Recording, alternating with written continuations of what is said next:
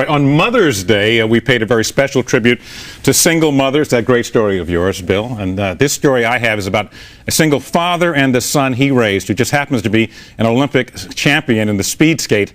At the same time, their story is also an acknowledgement of all of the fathers out there who face and meet the challenge of raising a child alone.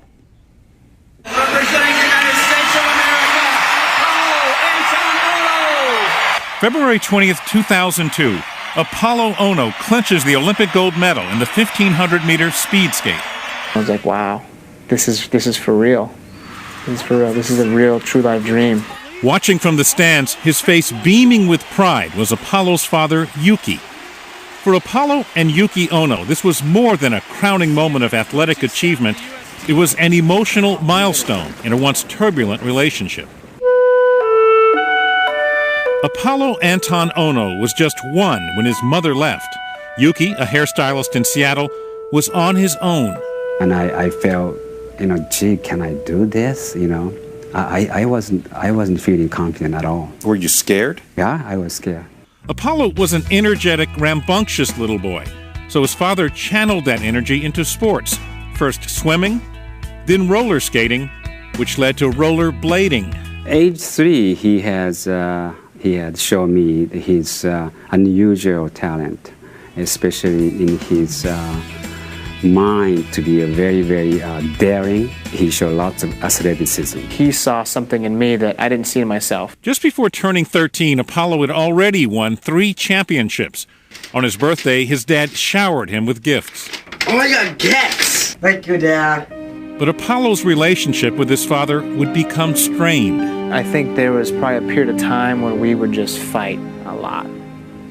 A lot. Just about anything.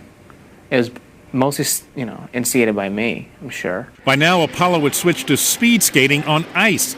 It came naturally to him. So naturally, he was invited to join the U.S. Junior Olympic Development Team in Lake Placid, New York. There was just one problem. I was really angry. I didn't want to go. He ran away from home, but Yuki eventually found him and put him on the plane. He went through a very dangerous period. He doesn't know what's ahead of that life. That's when I have to force myself to move him. Apolo proved to be an Olympic-caliber speed skater. And then I started to realize, this is kind of fun. I really enjoy speed skating. I started learning more about it. But at the 1998 Olympic trials, it all fell apart. Apolo finished dead last and went home in despair. My dad and I, we were still battling back and forth. And he said, okay, you need to go to the ocean and contemplate, what are you going to do? What path are you going to take? How did you react to that? I mean, that's some tough love there. It was hard, really hard. I have to tell him, you have to do this alone, all by yourself in this cottage in a very rainy, cold, isolated area. It's very hard for me to tell him, but you have to take this path to come to the decision alone. For days, he did little but run and think. On the 9th day, he called his dad. What'd you say to him? I'm ready. And he was. In the last 2 Olympics, Apolo took home a total of 5 medals, 2 gold.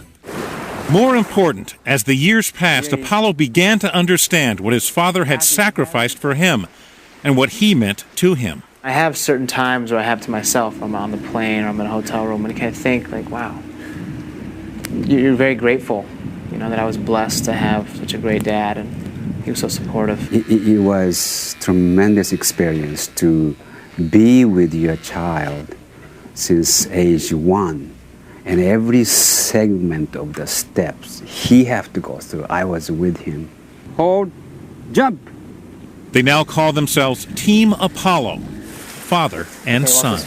We've been just blessed to have just great success through me, and how can I pass it on to my dad now?